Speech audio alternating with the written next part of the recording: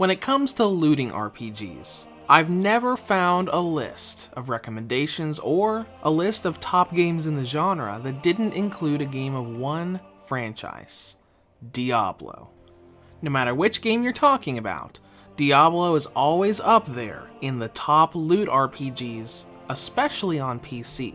When it comes to handhelds though, the Diablo franchise wasn't really available unless you got one of the older games to run on the GPD Win. Now you don't have to worry about it because Blizzard has brought one of the most highly acclaimed loot RPGs of all time to the handheld world. Here is my review of Diablo 3 Eternal Collection for the Nintendo Switch. Diablo 3 takes place 20 years after the events of Diablo 2, where a falling star crashes down in a cathedral in the town of New Tristram, with the dead rising from their graves as a byproduct of the fallen star. The protagonist of the game arrives in New Tristram to investigate both the fallen star and rescuing Deckard Cain, whom got lost in the crater the star made. The story of Diablo 3 I really like because of how lore-based it is. It is technically a sequel to Diablos 1 and 2, but there's a bunch of lore and a bunch of explanation so that newcomers don't have to go back to those previous games to know what's going on.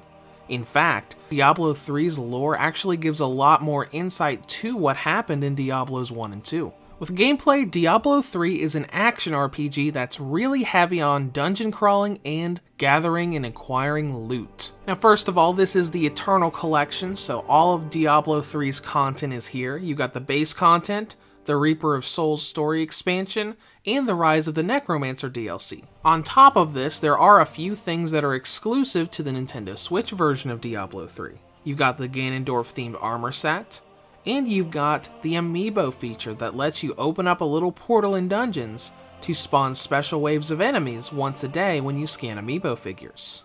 When you go into Diablo 3, what you do is create a character and use that character through 3 different main game modes, 2 of which are unlocked from the get-go. But before we get into those game modes, let's talk about characters for just a second. When you create a character, you can either create a normal character that can go through all the modes normally, or a seasonal character that is more online oriented.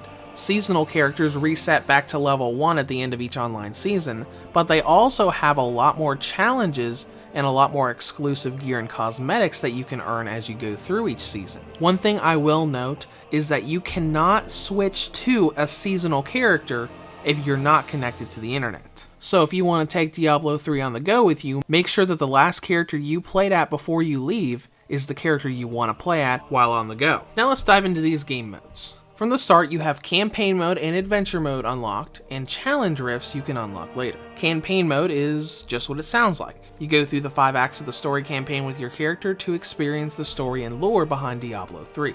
Then you've got Adventure Mode that is similar to Campaign Mode in terms of where you can go, but it has a lot more content in terms of gameplay. Adventure Mode features daily mission-like bounties that are mini missions that give you a lot of golden experience upon completion, and when you ever finish an area, you're given a special chest with a lot of high-end gear and unlockables. And you've also got rifts, which are spawnable dungeons that are created to basically test your skills and challenge you. You go in, clear all the enemies, and fight a challenging Rift Guardian boss that gives you special items, including a special currency and key items that let you open up greater rifts, which offer even higher challenges and even higher rewards. That's also how you unlock the Challenge Rift game mode from the main menu. And all of this adventure and rift stuff comes together pretty well in the fact that this is a multiplayer co-op game. You can go through all of this stuff solo, but there are over a dozen different difficulty settings, putting a high emphasis on getting a group of friends together, be it through local multiplayer or online multiplayer, to go tackle these ultra hard dungeons and difficulties together to reap those high rewards. And speaking of fighting through these dungeons, let's talk about how combat works. Diablo 3 is basically an isometric action RPG where you have free roam through a dungeon and you fight in real-time battles. Although every class plays differently, you'll always be running around through massive hordes of enemies, using skills and abilities to defeat them and move on to the next area. And with all these massive hordes of enemies around, it's very easy to be overwhelmed. Despite being an action RPG, there's a lot of strategy to think about here. If you're a wizard that only takes on 1 or 2 enemies at a time, you're going to have to look at this horde of 10 to 20 enemies and figure out how you're going to keep your distance and keep pushing out the damage. Whereas a necromancer would have a much easier way of doing it by summoning more allies than there are enemies to overwhelm the overwhelming horde. And of course, when you finally beat that horde is when the big satisfaction comes out because they drop new gear for you. The big charm of Diablo 3 is to fight off enemies and then get that new gear that sends your stats through the roof, making the next wave of enemies a piece of cake. Until the difficulty goes up again and the process repeats, with you constantly getting better and better and better gear. And with all this stuff for you to do, you can think, okay, we got all these bounties, you got this campaign mode, but how much content am I really getting here? And that's a question that is not easily answered. When I first started Diablo 3, I was looking around the web trying to get a good indication of how a long story would last me, and I didn't get consistent results. Some people said, oh, it's only like 6 or 7 hours. Oh no, it's 12 or 13 hours. And then you had the other people that would say, oh, well, it's a game with thousands of hours of content. The harder I looked, the less accurate information seemed. But you know me, when I can't find accurate playtime information, I make my own log and find the answers for myself. Diablo 3's story campaign took me around 17 hours to finish. Note that I was constantly jumping back and forth between the normal and hard difficulties, but I would gauge an average of 15 to 20 hours if you wanted to go through all of it, depending on how hardcore you wanted the difficulty to be. And considering there are infinitely respawnable and changing bounties in adventure mode, along with all of the different rifts, great rifts, and challenge rifts, there's quite a bit for you to do. Now let's jump into presentation, which I mostly only have praise for. All of the CG scenes look really high quality, but the in-game graphics do have a slight blur effect going on. This isn't nearly as apparent when you're going through dungeons, especially if you're not very close to your TV, but when you've got it in handheld mode or zoom in on your characters, you can definitely see that blurring effect. Performance, on the other hand, is great. Diablo 3 runs at a solid 60 frames per second, both in docked mode and handheld mode, so if that slight blurring effect is what created that situation, I'd say it's pretty worth it. Now let's talk battery life.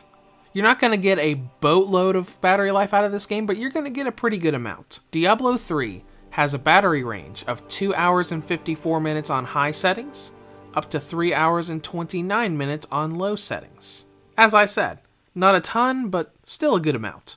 Now, in conclusion, Diablo 3 is finally available on traditional handheld consoles, and the developers did a really good job of optimizing it. While the visuals are a tad on the blurry side and you do have to prepare a bit when you want to switch over to seasonal characters on the go, there's a ton of content here, and any loot RPG fan should definitely check it out. Reviews to Go rates Diablo 3 Eternal Collection for the Nintendo Switch a 9 out of 10. If you have any comments or questions, feel free to leave them below, or head to the website at reviewstogo.com. Hey there guys, I hope you enjoyed the review. Just want to remind everyone that if my Patreon campaign reaches at least $100 per month, I will remove any and all advertisements and monetization from this channel. That's at patreon.com/reviewstogo. Thanks again for watching, have a great day.